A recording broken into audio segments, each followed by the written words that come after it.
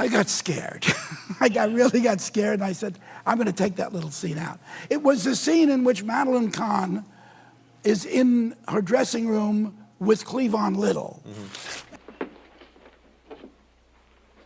Won't you excuse me for a moment while I slip into something a little bit more comfortable? Bitter, baby. Oh.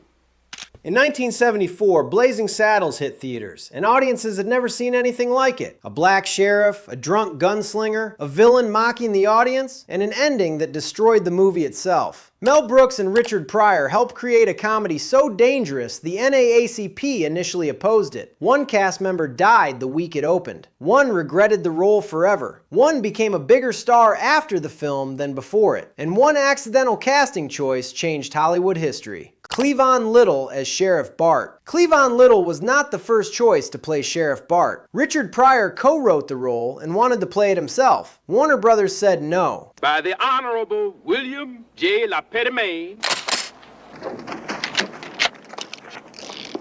The studio considered Pryor too unpredictable for a lead in a major production, so the role went to Little, and what he did with it quietly became one of the most precise comic performances in American film history. He was born in Chickasha, Oklahoma in 1939. He grew up in Tulsa, moved to New York, trained at the American Academy of Dramatic Arts, and in 1970 won the Tony Award for Best Actor in a Musical for Pearlie on Broadway. He arrived at Blazing Saddles as a stage-trained professional at the top of his craft, not as a discovery. The performance required something most comic actors cannot do. Good morning, ma'am. And isn't it a lovely morning? Up yours, nigger. Play the smartest man in the room without ever letting the audience see the intelligence working. Every pause, every reaction, every line reading was calibrated. It is a nearly invisible technique, and he executed it perfectly. After Blazing Saddles, the leading film roles did not come the way they should have. Television gave him more room, a regular role in Temperatures Rising, significant guest spots, steady work in both mediums without ever getting the star vehicle his talent deserved. Cleavon Little died on October 22nd, 1992 of colon cancer. He was 53. Richard Pryor, the man who wrote the role and never got to play it, outlived him by 13 years. The man who should not have had the part made it so completely his own that it is now impossible to imagine anyone else in it. Gene Wilder as Jim, the Waco Kid. Gene Wilder agreed to play the Waco Kid on one condition. He told Mel Brooks he would do the film if Brooks agreed to cast him as the lead in his next project, whatever that project turned out to be. Brooks said yes. That next project was Young Frankenstein. The condition Wilder set before he would put on a gunfighter's hat. 1, 2, 3.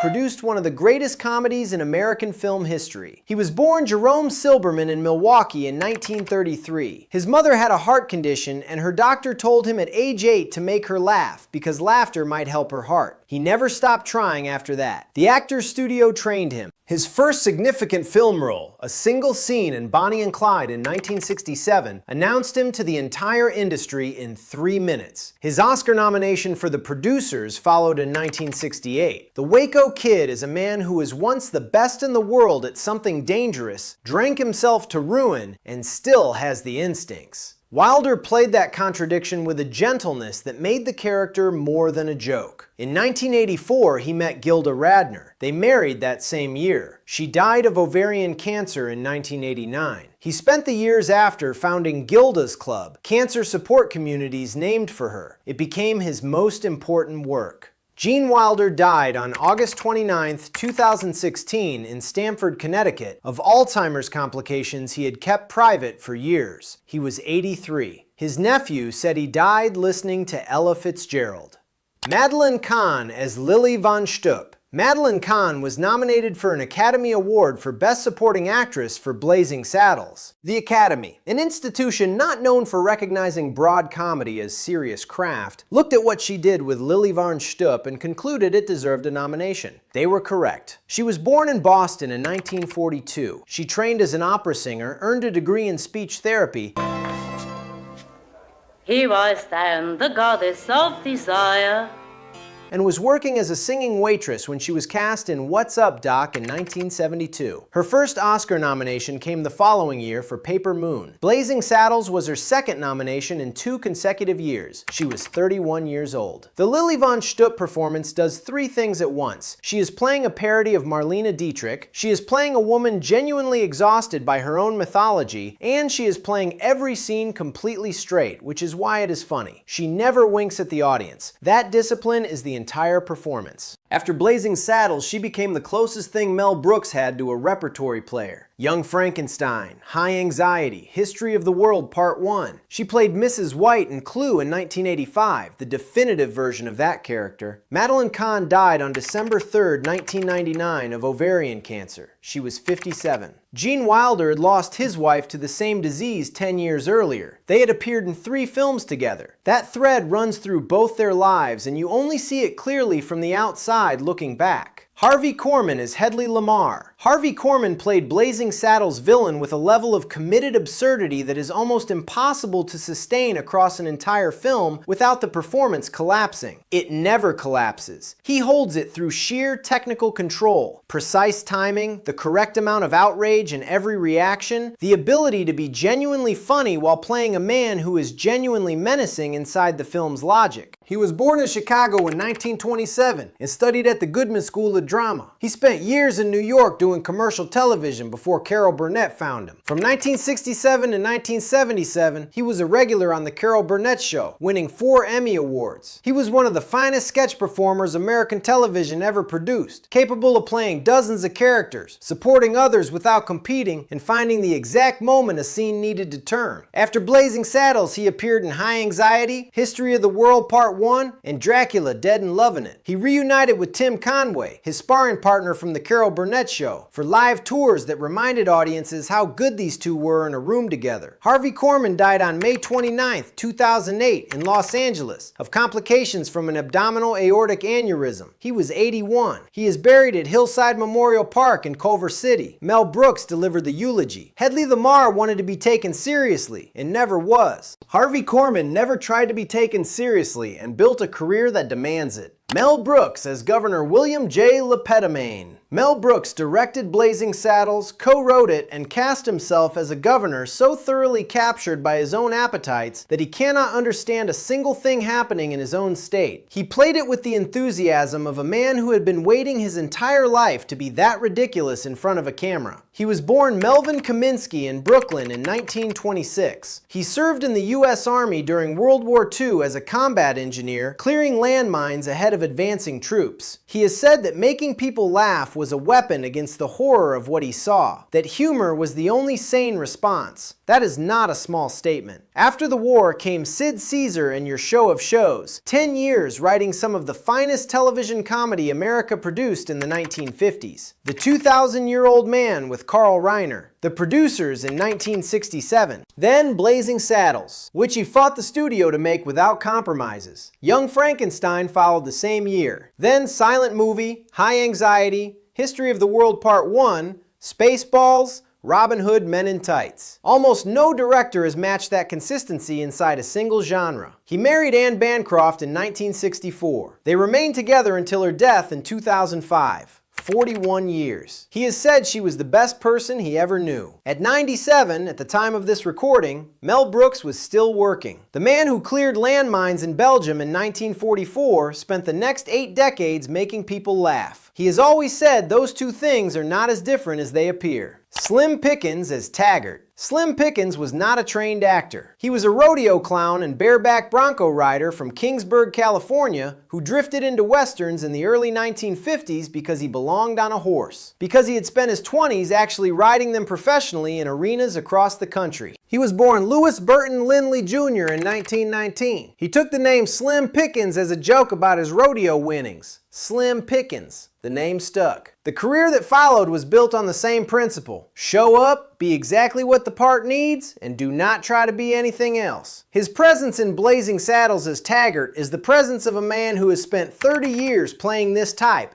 and has found every note it has to offer. He is not performing a Western villain. He is being one, because he spent his actual life in that world before cameras ever found him. He is equally famous for Major T.J. Kong in Stanley Kubrick's Dr. Strangelove in 1964, riding an atomic bomb out of a B-52, waving his cowboy hat, hollering into the wind. One of the most iconic images in American cinema. It required exactly what Slim Pickens always had: total willingness to commit to something that should not work and make it work through sheer physical honesty. Slim Pickens died on December 8, 1983, of a brain tumor. He was 64. He is buried in Hanford, California. The rodeo clown who became a movie cowboy made Slim Pickens look like everything. Alex Karras as Mongo. Alex Karras was a Hall of Fame NFL defensive tackle for the Detroit Lions. He played professional football from 1958 to 1970, was a Pro Bowl selection 4 times, and was widely considered one of the most physically dominant players of his era. A man opponents game planned around specifically because there was no reliable way to stop him. He had never acted when Mel Brooks called. Mongo is a joke on paper, a creature of pure physical force who punches a horse and does not process basic language. In the wrong hands, the character is offensive and nothing else. In Karras' hands, Mongo has a dignity that makes the comedy land without cruelty. He plays the bewilderment completely straight, not as stupidity, but as a man living in a world that moves too fast for him. That is a human thing, and Karras understood it instinctively without any training to guide him. After Blazing Saddles, he built a second career that eventually rivaled the first. From 1983 to 1989, he was a regular on Webster, playing the adoptive father of Emmanuel Lewis's character across 6 seasons. He was simultaneously doing NFL analysis on Monday Night Football, where his candor and humor made him one of the most watchable personalities in the booth. Alex Karras died on October 10, 2012 in Los Angeles. He was 77. He was inducted into the Pro Football Hall of Fame in 2020, 8 years after his death, a delay many considered overdue by a decade. Both careers were real.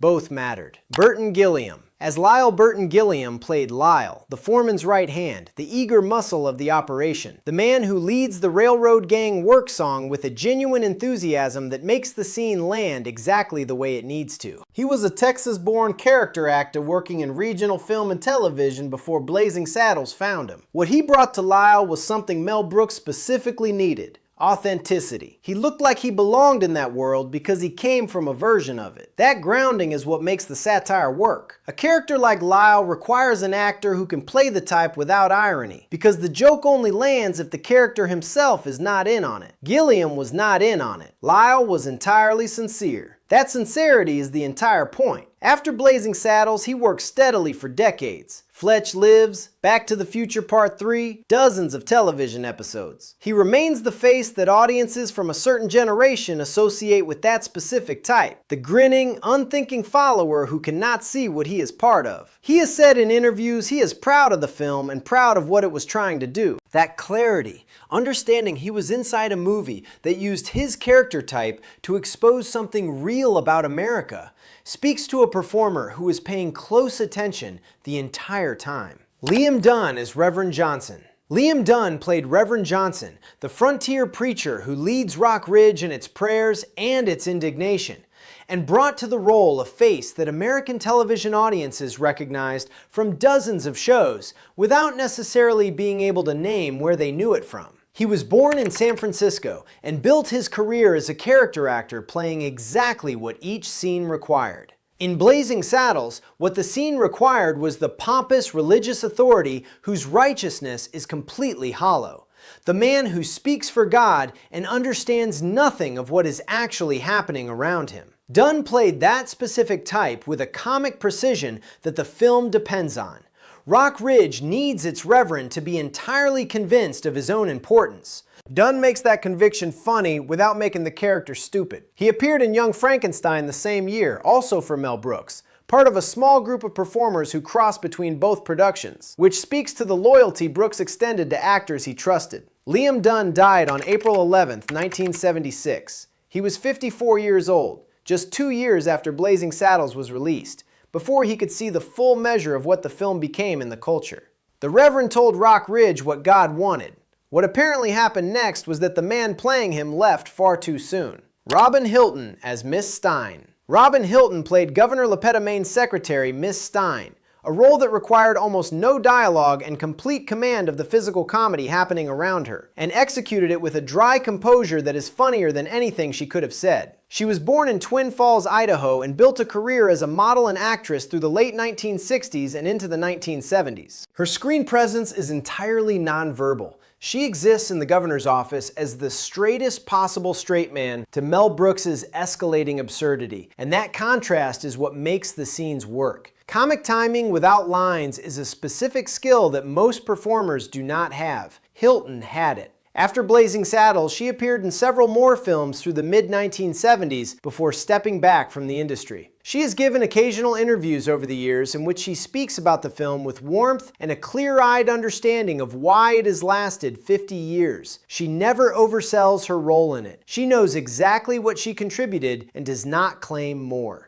Her role is small, her presence in it is precise. In a film where every comic beat depends on exact timing from every person in the frame, named character or not, precision at any scale is not a minor contribution. It is the difference between a scene that lands and one that does not. Carol Arthur as Harriet Johnson. Carol Arthur played Harriet Johnson, one of the Rock Ridge townspeople, and came to the role with a connection to the film that went beyond casting. She was married to Dom DeLuise, one of Mel Brooks' closest friends and most frequent collaborators, a relationship that placed her inside the Brooks professional circle for decades. She was a trained actress and comedian who worked steadily in film and television through the 1960s and 70s, building the kind of career that character players build, one role at a time in a business that does not always remember to notice the work being done in the background of its biggest productions. Her presence in Blazing Saddles is the presence of someone who understood exactly what kind of film she was in and what it required from the people populating its edges. Rock Ridge works as a place because the people in it behave like people. Carol Arthur behaved like a person. That is the contribution.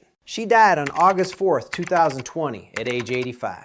Dom DeLuise had died 11 years earlier in 2009. They had been married for 53 years. She outlived him by more than a decade. The work she left behind is part of a life built in equal measure on professional craft and on the kind of loyalty to one person that 53 years of marriage represents. Both things lasted.